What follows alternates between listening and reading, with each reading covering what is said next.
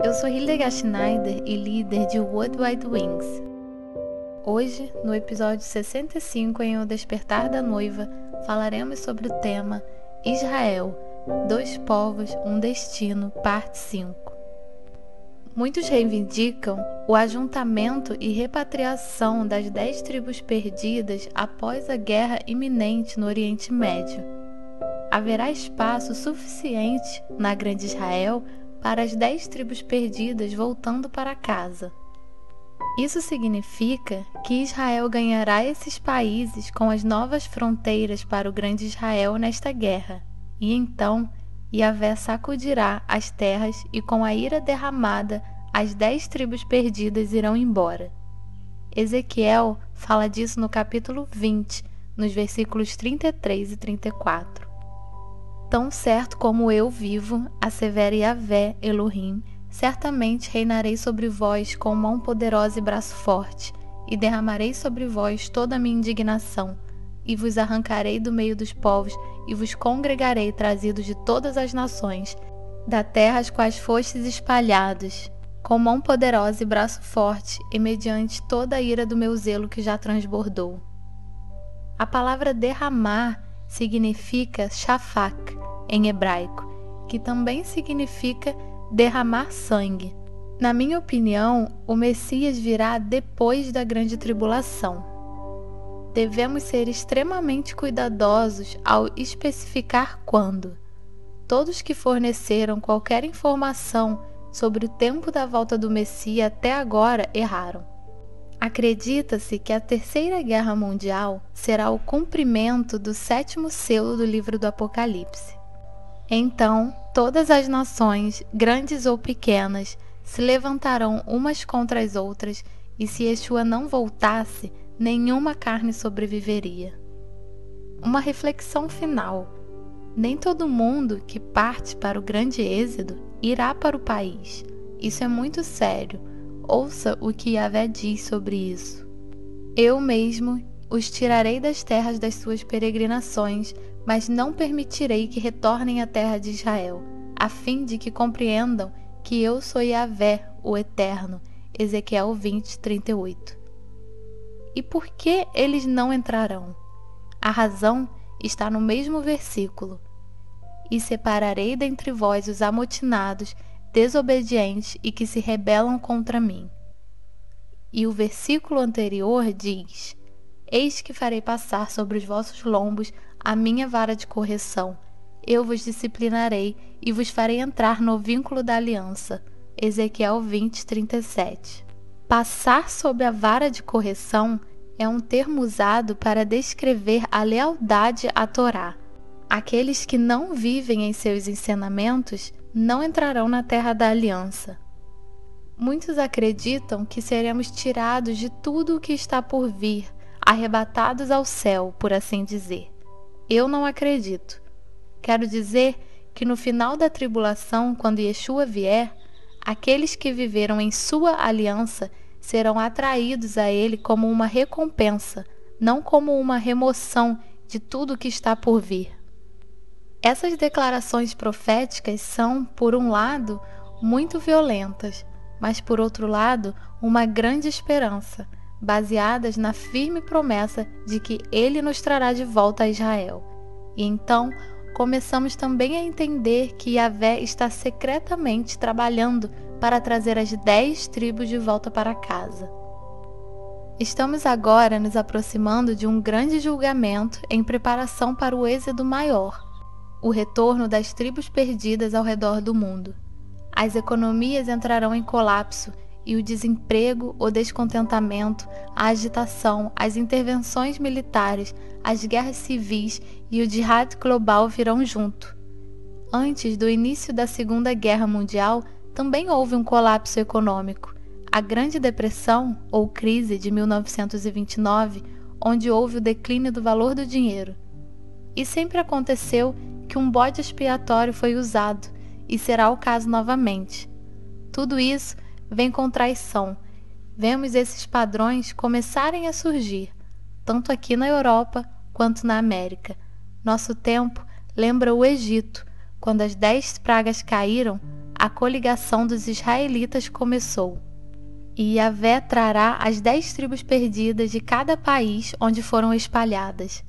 O êxodo vindouro será tão grande que o primeiro êxodo não será mais lembrado. Portanto, vem dias, diz Yahvé, em que não mais se dirá: juro pelo nome de Yahvé, que tirou os israelitas da terra do Egito, mas se dirá: juro em nome de Yahvé, que trouxe os descendentes de Israel da terra do norte e de todas as nações para onde os deportou, e eles viverão na sua própria terra e herança. Jeremias 23, 7 e 8. Antes que esse êxodo das 10 tribos perdidas aconteça, uma batalha violenta acontecerá, que é descrita em detalhes no Salmo 83, 2, 3. Eis que teus inimigos se alvoroçam, vê como empinam a cabeça em sinal de desafio, de maneira astuta armam ciladas contra o teu povo, tramam maldades contra os teus protegidos.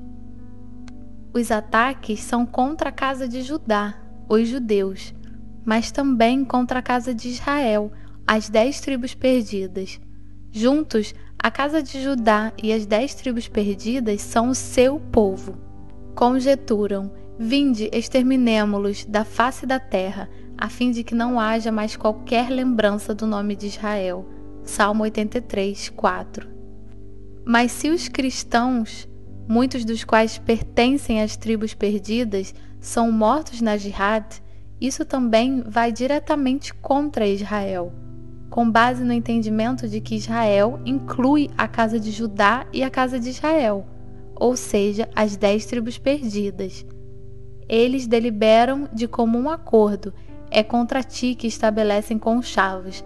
Salmo 83, 5. Esta aliança de morte não é apenas contra Israel, mas contra o próprio Yahvé. Aqui também diz quem pertence a esta aliança. As tendas de Edom e os ismaelitas, Moabe e os agarenos, Gebal, Amon e Amaleque, a Filístia com os habitantes de Tiro, até a Assíria juntou-se a eles e emprestou sua força aos descendentes de Ló. Salmo 83, 6, 8. Aprendemos nessa parte que há muitas nações de linhagem de sangue envolvidas que partirão na época do retorno das 10 tribos perdidas. Foi o que aconteceu no passado, quando Jacó voltou a seu país e Esaú, seu irmão, marchou em sua direção, armado com um exército. E também quando a casa de Judá voltar para casa, quero dizer, o tempo após a Primeira Guerra Mundial e a Segunda Guerra Mundial, e será o mesmo com o futuro retorno das 10 tribos. Quem está liderando esse complô? Esaú ou Edom, irmão de Jacó e seus descendentes. O nome de Esaú mudou.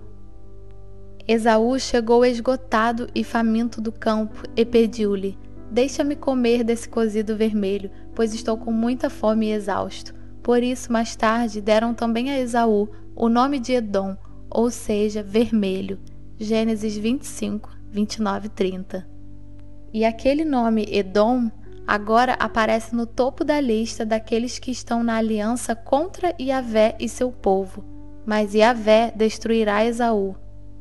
Naquele dia, afirma Yahvé, exterminarei os sábios de Edom e os mestres dos montes de Esaú. Então, os teus valentes ficarão apavorados, ó Temã, e todos os teus guerreiros serão eliminados dos montes de Esaú. E isto te ocorrerá por causa da impiedosa matança que realizaste contra teu irmão Jacó. Será, pois, coberto de humilhação e vergonha, e exterminado serás para sempre. Obadias 1, 8 ao 10. O profeta Obadias continua: os do Neguebe se apossarão dos montes de Esaú, e os da Cefalá, as terras entre a planície costeira e as montanhas, ocuparão a terra dos filisteus. Eles tomarão posse dos campos de Efraim e de Samária, e Benjamim se apossará de Gileade. Os cativos do exército dos israelitas tomarão posse do território dos cananeus até Sarepta. Os exilados de Jerusalém que estão em Sefarade ocuparão as cidades do Neguebe. Obadias 1, 19 e 20. Estamos voltando às raízes da luta pela supremacia. E aconteceu que 2 filhos se empurravam no ventre de Rebeca, pelo que expressou preocupação. Por que está me acontecendo isto? E buscou Rebeca o conselho de Yahvé. E Yahvé lhe disse: 2 nações há no teu ventre, e 2 povos se dividirão das tuas entranhas, e um povo será mais forte do que o outro povo, e o maior servirá ao menor. Gênesis 25, 22, 23. Ambos os povos não podem ter supremacia ao mesmo tempo. E nesta batalha agora, Esaú ou Edom governarão o mundo por um curto período de tempo. A bênção de Isaque sobre Esaú foi: tu viverás de tua espada, servirás a teu irmão. Contudo, quando te libertares, sacudirás seu jugo de tua cerviz. Gênesis 27, 40. Em contraste com Jacó, que tinha rebanhos e, portanto, algo produtivo em suas mãos, seu irmão não produziu nada. Ele se pegou pela espada. Edom mata, mesmo em segredo. Seu plano de matar Jacó remonta às palavras que Esaú disse em seu coração. Depois disso, passou Esaú a odiar a seu irmão Jacó, por causa da bênção que seu pai lhe determinara, e prometeu a si mesmo: estão próximos os dias de luto de meu pai, então matarei meu irmão Jacó. Gênesis 27, 41. Esse ódio está escondido no coração de Edom e nem sempre é evidente. Onde encontramos Edom hoje? Certamente nas instituições militares e semelhantes.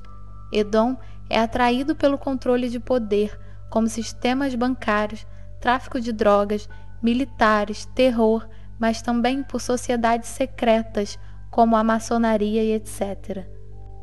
Claro que isso não significa que são todos nas forças armadas, nos sistemas bancários e etc.